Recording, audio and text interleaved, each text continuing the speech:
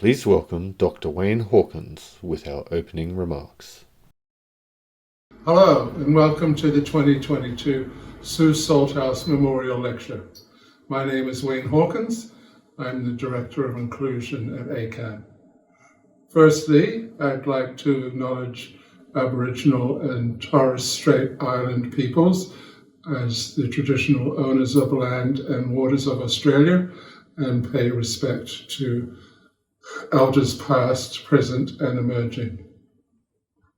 ACAN holds this annual memorial lecture to celebrate the life of Sue Salthouse and also to acknowledge her accomplishments in disability advocacy, as well as acknowledging her commitment to the encouragement and empowerment of women with disabilities as strong disability leaders and voices in the community.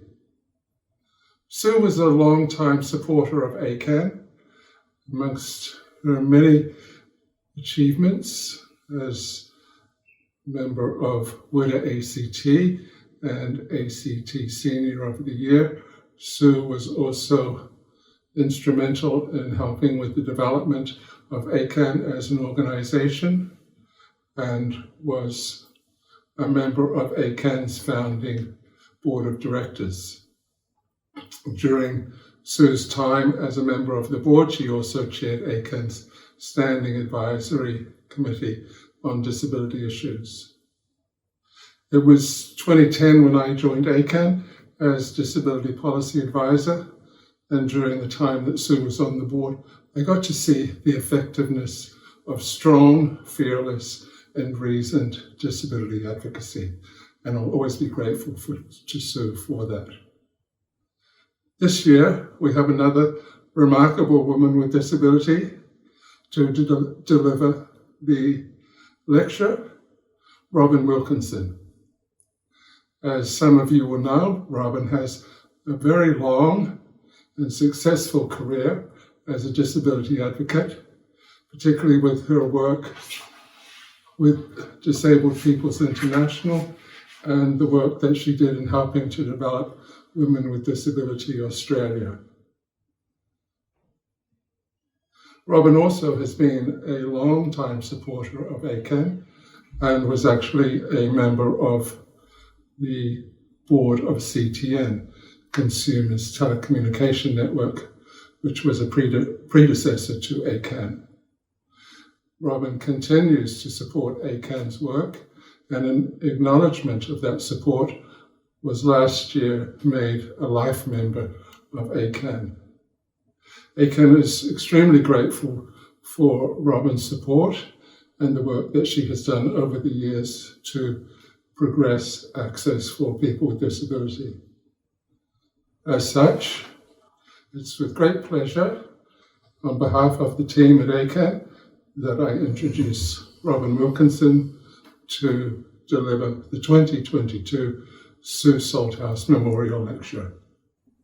I hope you will give a warm virtual welcome to Robin, who will be delivering the lecture from her home in Hobart. Thank you, Robin. Please welcome our Sue Salthouse Memorial Lecturer for 2022, Robin Wilkinson.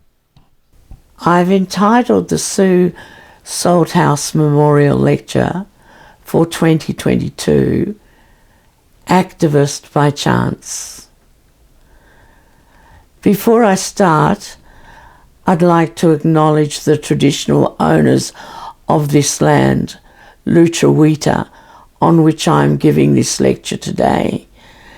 I pay my respects to the Palawa people, their elders past and present, and all Aboriginal people living in and around Tasmania. Also, I want to acknowledge the traditional owners and custodians of the land from wherever you are watching or listening to this lecture today. I'd like to say thank you to Wayne for his very kind and generous introduction. I'm extremely honoured, yet also very humbled to be asked to give this lecture. I hope I can do justice to Sue's memory. Sue was an extraordinary woman. Since she passed away, she has been recognised by many organisations for her tireless efforts to make the world a better place in so many areas. Last year, Gunilla Astbrink mentioned many of her initiatives in her inaugural Sue Salthouse Memorial Lecture, such as the ACT Sue Salthouse Leadership Fund, which supports scholarships for people with disabilities. This year, Sue has been honoured with a posthumous AM in the Australia Day Honours List. And in May, she was also awarded an honorary doctorate, the first ever conferred posthumously by the Melbourne University. Rights and Inclusion Australia noted when they reported on this award that Sue's life was one of dedication, service and commitment to others, whether by supporting individuals through difficult times, mentoring young and emerging leaders, or by working for systemic change at local, national and international levels to promote and advance the rights and freedoms of women with disabilities. I didn't know Sue as well as I would have liked because she lived in Canberra and I was in Hobart. Our paths that led us to the disability rights movement were very different, but we did have similar issues of interest where we both worked to make a difference, using education as a tool to improve inclusion, supporting and mentoring young people and making sure that people with disabilities had a place at every table where decisions were being made so that nothing was about us without us. And now to my lecture. I wish to cover the following topics. The first one is reflections on my life and inclusion. Then I'd like to talk about the disability rights movement. Then about accessible telecommunications advocacy. And finally, my reflections about future challenges that we all may experience. So looking at reflections on inclusion, I was born in wartime Sydney, and when I was a kid, I never met anybody with a disability. So I think I was probably just as prejudiced as anyone else was in the community in those days. I didn't know anyone else with a disability, particularly as many people with disabilities were either hidden away in their homes or placed in an institution. I knew no one who looked like me. I did not even understand or think that I had a disability myself. My parents were ahead of the times, and they taught me about inclusion in many ways just by living the life we led. We moved to Tasmania so that I could attend a mainstream school run by the Religious Society of Friends, Quakers. At school, whilst I faced some discrimination, more from teachers than other children, I managed to complete Year 12, unlike many other people with disabilities at this time. Many didn't even have to go to school. This was largely because of my supportive parents, who were both deeply committed to social justice for all. My dad talked about human rights before the phrase was even part of our common language. My mother, who despite having extremely poor vision, did all the upbringing for me, and as well, she worked her whole life paying for my school fees. As an 18-year-old seeking work, I really did to begin to get the message that I was a poor little cripple girl. I began to experience discrimination because of my disability from the community, from employers, and from other staff. It was these experiences through my long life, and more recently by being a book in the Hobart Human Library, that I have learnt that we really need to teach children about difference, and that difference is okay. The Human Library is where real people who have experienced discrimination talk about their lives, particularly to school children. We need to engage children in helping to create an inclusive society. And the earlier we start to do this, the better. When I'm a book, I stress with the children the similarities of humankind, and then talk about my school days. How, when playing chasings, my peers worked out a way of creating a level playing field so that I could be included. So when they were chasing me, they would have to skip, and if I was chasing them, everybody had to skip. And if anyone broke the rules, God help them, not from me, but from my peers. I strongly believe that building understanding and familiarity of our common humanity does help to break down the barriers and increases people's capability towards more inclusion. And now I'll move on to the disability rights movement. Again, after leaving school, I got a job as a typist. I was probably the only one-handed professional typist in the Southern Hemisphere at the time. I also ran a youth theatre group with the assistance of two guys who were also my friends.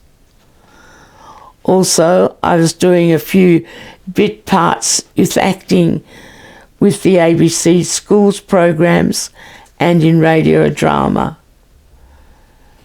Then I was chosen to be a radio announcer with the ABC, a position I held for 6 years. I really had little to do with people with disabilities. However, I was asked to join the Tasmanian Association of the Disabled, and I really can't believe the language I used to use at the time myself. I gave a talk to the Society of Friends in the beginning of 1981 entitled Listen to the Disabled. I hadn't learnt inclusive language myself. And getting back to the Tasmanian Association of Disabled Persons, this was run by people with disabilities, but still it was run on a charity model of fundraising with an auxiliary and by rattling tins on street corners. This I refused to do, but it did start me thinking about disability as a human rights issue, even though I didn't have the language. My language was still in the medical or charity models of disability, and I wanted to change that to one of self-advocacy and empowerment. As I was going overseas to the UK and to the Quaker College Woodbrook, I began my trip with a conference on the rehabilitation of the disabled, which was held in Dublin. Although people with disabilities were present, none of us were on the program as speakers. The speakers were mostly from the medical profession, telling us about their wonderful research and their findings, but with little or no emphasis on how their research would improve the lives of people with disabilities. When one person with a disability dared to question a speaker, they were openly patronised by their supposed lack of knowledge on the subject. I am talking about the late 1960s, early 1970s.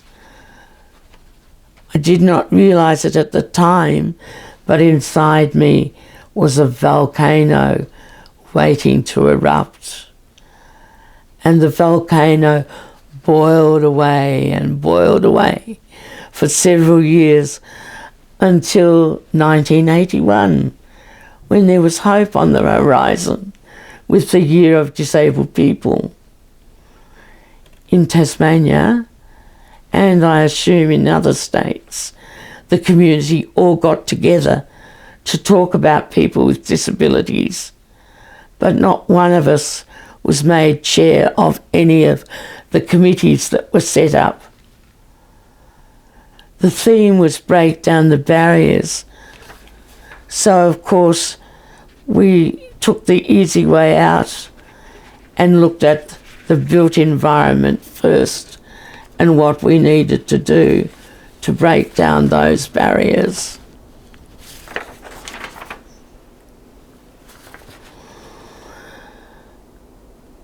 We also looked at the education system, and at that time the special school system was very rampant for children with disabilities. And the special school system actually socially isolated children with disabilities more than it educated them. And maybe, just maybe, we should look at mainstreaming children with disabilities. I might add here that it took a long time for children with disabilities to be included in mainstream schooling. And then we looked at employment, and there would be a big newspaper article about one firm employing one person with a disability. Weren't they wonderful employers? Overall, you can probably gather I was very disappointed in the International Year. However, in 1982, I heard about Disabled People's International and their first conference in Singapore. As far as I know, Tasmania was the only state or territory in Australia without a representative at that conference in Singapore. Through DPI, or Disabled Peoples International, I began to put the themes of my life together and to understand that disability is a human rights issue. The seething volcano energized me, and I became an activist by chance. With limited government assistance, I represented Tasmania in the establishment of DPI Australia.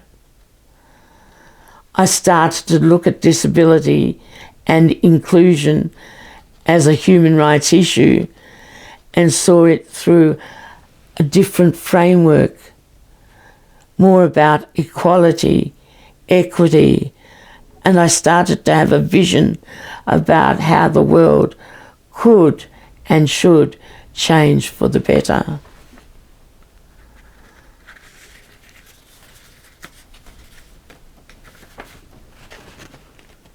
From here we started to build the Australian Disabilities Rights Movement. I came back and worked on getting a Tasmanian delegation to the first DPI Australia conference in 1983. I travelled across Tasmania with the state government employee on disability, telling everyone I met about DPI and its goals, about how people with disabilities should have a voice of their own and how they should be empowered to live independently. I rallied representatives from across the state and got donations of support to sponsor 16 out of our Tasmanian delegation of 19 to the conference in Melbourne. When we came back, we set to work in establishing DPI Tasmania, which we did in less than 4 months. How we did it, I still don't know. At our inaugural conference, we had one man who could not speak because of his disability, and he hadn't gone to school either. He didn't have to. He had a disability. He had been taught a form of American Sign Language, but very few of us knew how to interpret his language for him. At the conference, several of us acted as his interpreters, and by a toing and froing process, we managed to find out what he wanted to say at the conference. We gave him a voice. For me, that was an amazing experience, to give someone who had had no voice unless he had a speech therapist with him, to give them a voice and for them to be able to be heard by a group of people was just amazing. And I still remember that with a great deal of satisfaction and a sense of being uplifted today. And let's think, that was 1983, a long time ago. I'm getting very old, you know. We also had no money to run the organisation that we set up, and we did set it up as a truly statewide organisation with branches in the northwest, the north and the south. I think we were the only state that had an organisation that was truly state-based or state-focused. Every other state, of course, started in the capital city. We went on to give a voice to many who had never been able to express their needs or be heard before. We worked out of our own homes, and we were all volunteers. We were people with all kinds of disability. We had parents who were carers, some of them very elderly and experiencing disability themselves. But we wanted to change people's attitudes to us. And we went about that and seriously lobbied government agencies and private companies about access and inclusion, and certainly about employing people with disabilities. We had to learn the skills we needed, and I certainly didn't have any skills on how to run an organisation, how to lobby government, how to write letters, do a newsletter, anything like that. I had to ask people as I went along, and we all learnt together. We would stand on footpaths and collaborate before we went to a meeting with the Minister for Human Services. We drafted a proposal for personal care out of the medical model and gave it to the government. We actually succeeded finally in getting disability support in people's homes out of the medical model. We argued for taxi concessions and better transport options for people with disabilities. We learned how to write letters. We learned how to do all sorts of things and how to include each other, particularly those that either didn't have a voice or couldn't hear. We worked a lot with the deaf community and tried inclusion with those with intellectual disability as well. I worked in a full-time job and went home to work every night on DPI Tasmania. Moving on now, though, to accessible telecommunications. In 1989, I started to get involved in telecommunications issues because some people with disabilities didn't even have a phone, even though they might need emergency services or other services as their disability required. Some people had phones whose handsets were not accessible unless someone else was at home to lift the receiver. Around this time, I got a fax machine, and this really took my advocacy to a new level. The letters that used to be sent by snail mail and take weeks to get replies started to be sent by fax and speeded up the process quite considerably.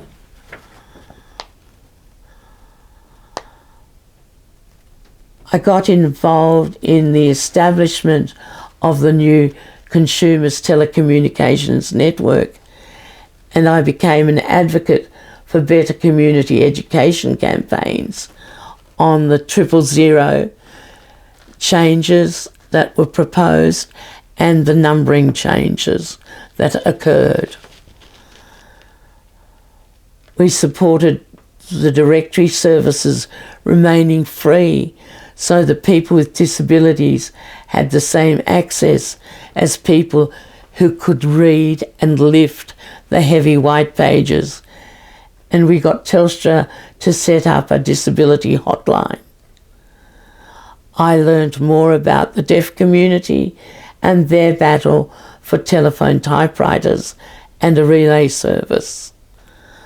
I learned that payphones were not accessible for the deaf or people using wheelchairs, and we worked to change that too. In 1992, the Disability Discrimination Act was passed, giving us a new platform on which to defend our rights. In 1995, Geoffrey Scott, who is deaf, complained that Telstra indirectly discriminated against him because it had not provided him with a telephone typewriter, a TTY, in the same way it provided standard handsets to other customers. In a case heard by the Human Rights Commission, Telstra argued that supplying TTYs was not part of its service and that the cost of doing so would cause unjustifiable hardship.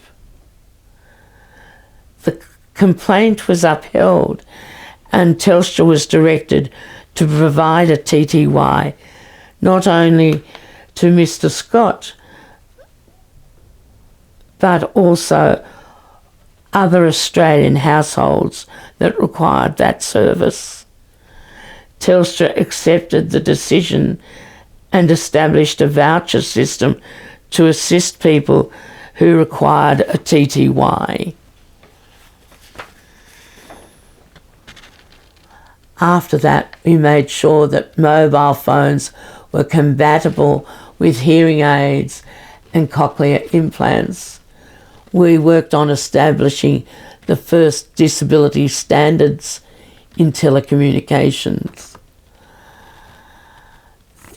Then there was the beginning of the internet.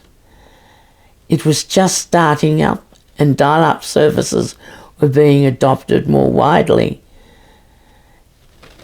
And in 1999, prior to the Sydney Olympics, a disability advocate, Bruce Maguire, lodged a complaint against the organisers for failing to provide its website and ticketing information in a format accessible to people with a vision impairment. The Sydney Olympics Organising Committee, SOCOG, were ordered to upgrade its website prior to the start of the Games and provide ticketing information in Braille. After the Olympics had finished, the SOCOG website was found to only be partially compliant, and $20,000 damages were awarded. This was the beginning of more accessibility with the provision of information and web design. Throughout all of these developments, I was very proud that we instilled the culture of inclusion and participation in CTN, and this led to the establishment of many other groups such as Teddy Core, the Media Access Australia, Centre for Inclusive Design, Deaf Communications Network, and of course now ACAN, which continues the same culture.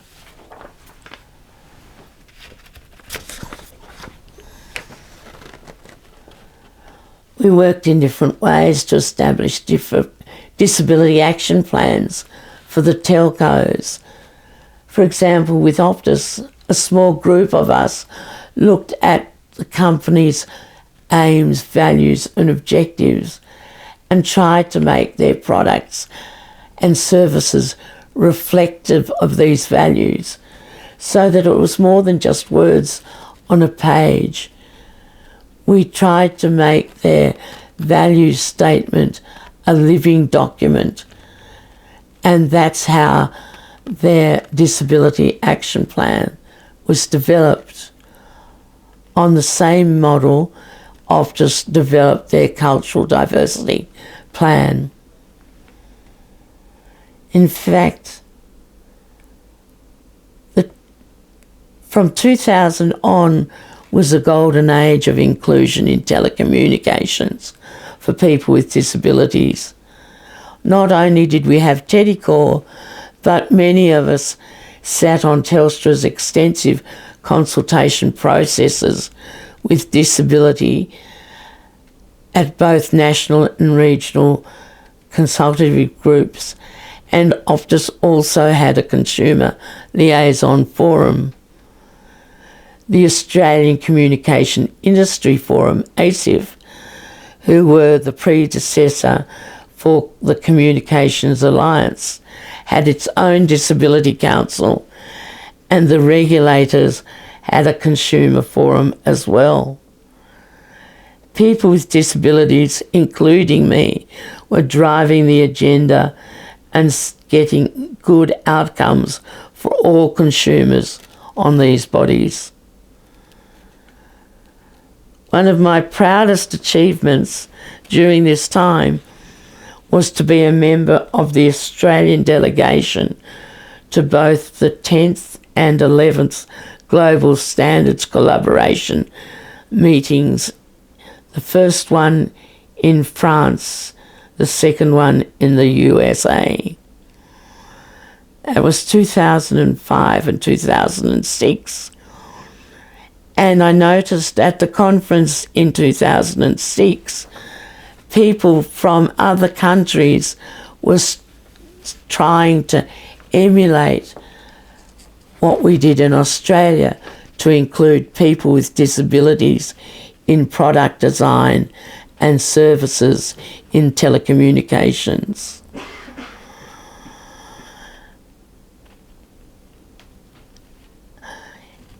In 2013, I was privileged to see how far accessible telecommunications had progressed when I attended the M-Enabling Conference in Sydney, jointly hosted by ACAN, Telstra, and the UN agencies on accessibility.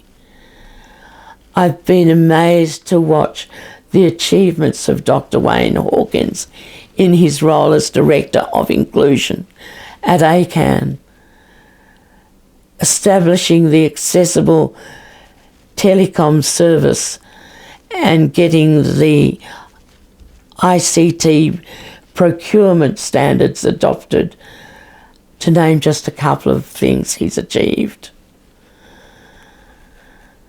And now I'll move on to future challenges. Reflecting back on attending the conference in Ireland in the 60s, where I had no voice at all, let alone anyone else with a disability. Inclusion has come a long way, but we still have challenges. Even in this 21st century, I've experienced people not wanting to sit next to me in the theatre. Whilst the staff handled this situation very well, my family and I were left a little bit wounded by this experience. Disability is still the most stigmatised group of people, according to recent research done in both the US and the UK.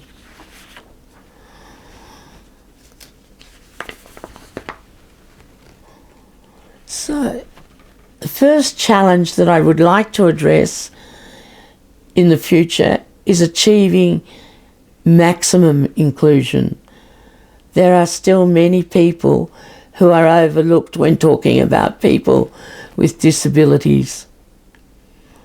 They are people with hidden disabilities, some with neurological and or mental health issues, some who have neurodiverse disabilities. that are not even acknowledged by the mainstream of the disability movement. And also there are disabilities that may be exacerbated or caused by environmental factors. There are people with disabilities who still feel ashamed of their disability. And I'm very sad to say that society does still shun some people. There are people whose lived experience of disability is not accepted. It's clear to me that we still have a long way to go to get inclusion for all people. I implore disability activists to be aware of many who are still forgotten and are not included adequately. They need a voice as well. This leads me on to the second area, which I see as a challenge. We need to learn to really listen and respect each other and work through the fundamental difficulties that relationships can bring. Listening is vital. It's one thing to have a voice, but to be representative, listening is the first fundamental step.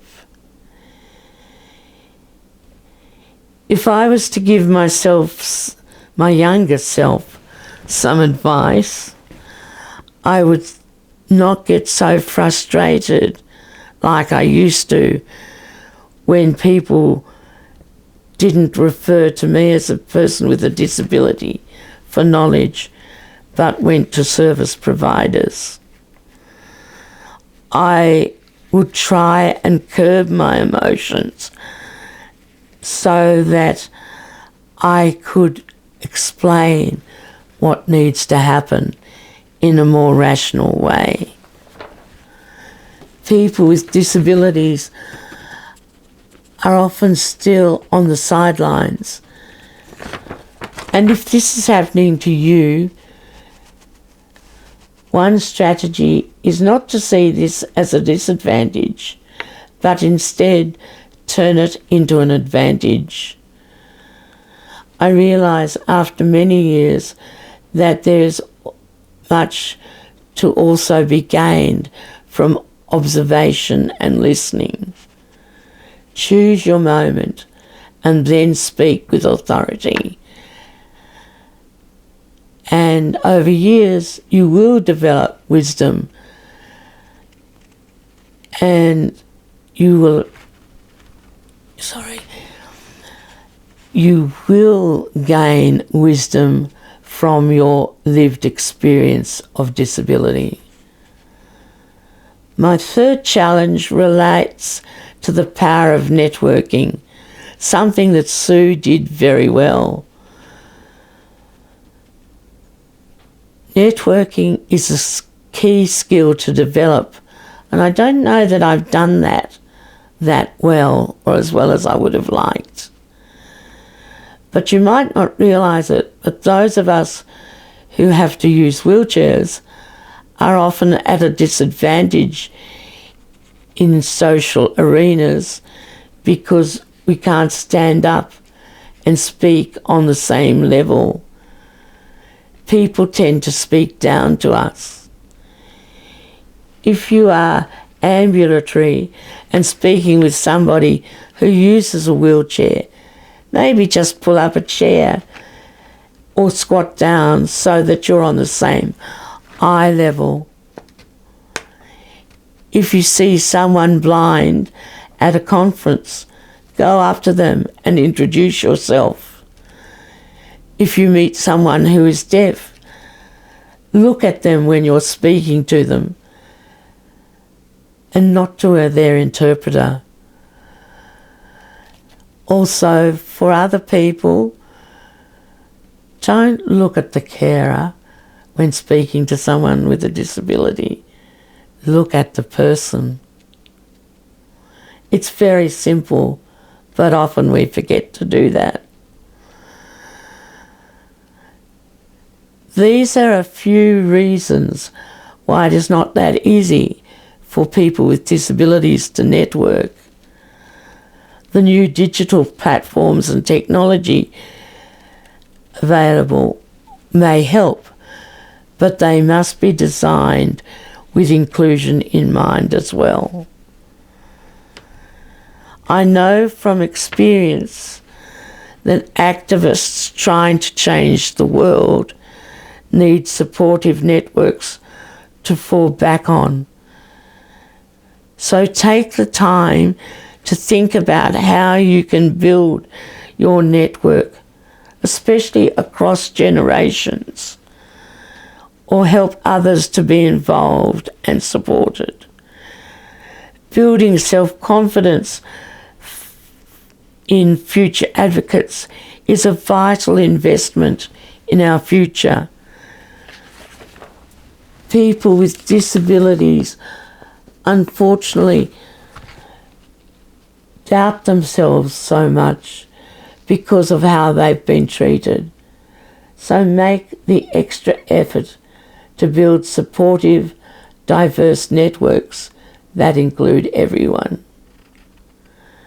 And my fourth challenge is for the disability movement to emulate our original Australians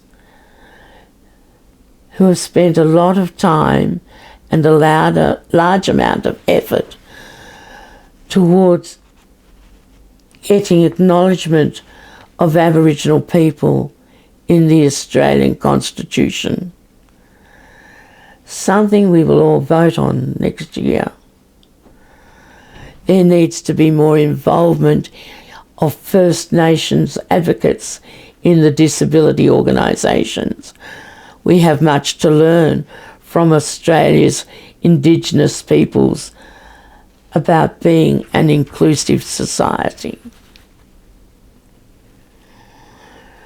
So I want to conclude by saying that Sue Salthouse was one woman championing the inclusive society, especially for people with disabilities. Last year, in her address about Sue, Gunilla Asprink talked about communication services as an essential tool towards creating an inclusive society. In talking about education, I hope we can tap into people's imagination to create an inclusive society and to make the inclusive society some fun, maybe coming up with some exciting new ways of doing things, making games of inclusiveness. Please understand that diversity leads to improvements for everyone, because everyone has needs. It's just that some needs are different to others. To employees of telcos who are listening now, remember that if you are considering special needs and thinking this equates to additional costs, turn this around and realise that being inclusive, you are creating more opportunities and even bigger market for your target and the future bottom line. Inclusive practices enable better consumer experiences, improve reputation, and will lead to growing your base, not diminishing it. In conclusion, and in Sue's memory, I challenge everyone to try and change your mindset. Look at disability not as a tragedy, which I think many people do, but as an opportunity to think outside the square, to be innovative, and to explore the world in a new way that reflects all of our voices, all of our lived experiences, and all of our ideas. Thank you for listening. Please welcome Kate Obermeyer. My name is Kate Obermeyer, and I have the honour of serving on the board of ACAN with Sue Salthouse from the years of 2009 until 2011. I worked with her first as a director of the board and then as her deputy chair. And I still remember our first board meeting together when she shared her disability story with me with such dignity and grace. She inspired me to see my own disability in a different light, a more positive one. I had been struggling with losing my hearing for over many years, from the age of 11 years old with a mild loss until I experienced profound deafness from the age of 21. Sometimes when you experience an immense challenge like this, it can be hard to see the positives. But even though she had experienced a similar challenge, Sue was always positive and strong and saw it as her role to try and make things easier for others that might also be struggling. Sue inspired me to follow her lead through my work on the ACAN board and to see my going deaf in a different light. I felt she was a guiding light on how to live a full and contented life. We were all very sad to have lost such an amazing advocate for disability rights and also just a beautiful person. I believe her legacy lives on through those of us that met her and were impacted by her perspective on life, her energy and her enthusiasm for making the world a better place. I'm just so glad to have met her, and I feel proud to be talking about her today. Thank you.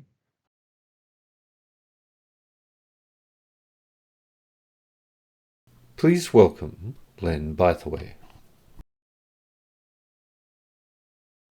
Hi folks, Len Bythaway here, on the lands of the Yunganbeh people, which is also known as Tamborine Mountain, up on the hinterland behind the Gold Coast. I'm here to talk to you very briefly about Sue Salthouse. I've known Sue for many years, and we first met together, I guess, on the board of CTN, and then later across to ACAN. Sue was a fierce advocate for people with disability. In that particular case, obviously in telecommunications access, but also in many other areas. Sue was a person whose opinions were strong and well thought through, a person who really believed in what she did, and a person who worked hard to improve the rights of people with disabilities and other disadvantaged groups. And I was proud to sit next to her and work with her on that on those committees and boards. On the other side of Sue, of course, Sue, as many of you will know, had a wicked sense of humour, a cutting wit, and always fun to be with. Enjoyed a tipple from time to time, and always a good for a chat. So Sue, you enriched our lives. You've helped many others along the way, and we really miss you. So here's to Sue. See you, folks. Please welcome Sarah Wilson. Thinking about Sue for this reflection, I keep coming back to what an incredible leader she was. She was the kind of leader who led from the front, not in a look at me style. She wasn't showy, but she was authentic, and she led by example. She was visible, collaborative, unapologetic, and determined. She had an incredibly positive mindset and energy about her that really enthused everyone around her. She was the person who time and again would put her hand up to do the work that needed to be done. When plans to evolve CTN, ACAN's predecessor, into a bigger body needed working up, she was there, participating in the Telecommunications Consumer Representation Working Group, which developed the proposal for the creation of ACAN. When the newly formed ACAN needed a leader, Sue put her hand up and was successfully elected chair of the new board. When I, as a policy officer, needed input to any number of submissions or policy positions, Sue was the person who would reliably respond to pleas for input. And as a bonus, it was useful input. We're all familiar with Sue's long history of advocacy for women with disability in many fields, not just telecommunications. She wasn't just an advocate though, she was an educator. Sue would always take the time to patiently explain to me why something was a barrier and really showed me what it was like to walk in someone else's shoes. If I asked Sue a question, I would always receive a thoughtful response. Spending time with her really helped me to understand the needs of people I was employed to advocate for, and I really remain indebted to her for that. Like many of Sue's old colleagues, we weren't just people she knew from work, we were friends. It was always really nice to be welcomed by someone like Sue. When I told her I was leaving ACAN and would be moving to Canberra, she very generously offered to let me live with her, which I thought was extraordinary and extremely generous. And I have heard subsequently I was not the only person to receive such an offer for someone who, could readily have just been considered a work colleague. She was an extremely generous spirit. I'm so pleased that ACAN was able to bestow on Sue a life membership, which she so richly deserved, just to show to her how special she was to the organisation and give back a little, considering she gave so much knowledge to us. And this series really is a lasting gift, this lecture series. So thank you for attending, and thank you very much, Sue. Thank you.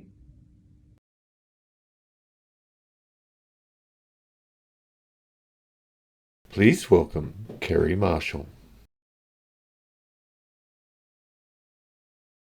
Firstly, I'd like to thank everyone who has spoken here today and thank ACAN for organising the Sue Salthouse Memorial Lecture. The number of people who have spoken today about Sue's achievements is truly a testament to the person that Sue was and her impact on the disability and community sectors. My name is Kerry Marshall, and I'm the former chair of Women with Disabilities ACT. During my time at WIDACT, I was lucky enough to have worked with Sue and have witnessed firsthand just how passionate she was about advocating for policy reform to ensure equity for women with disabilities across multiple areas. Policy reform takes time, and it's not often that an advocate as passionate, articulate, wise and steadfast as Sue comes along.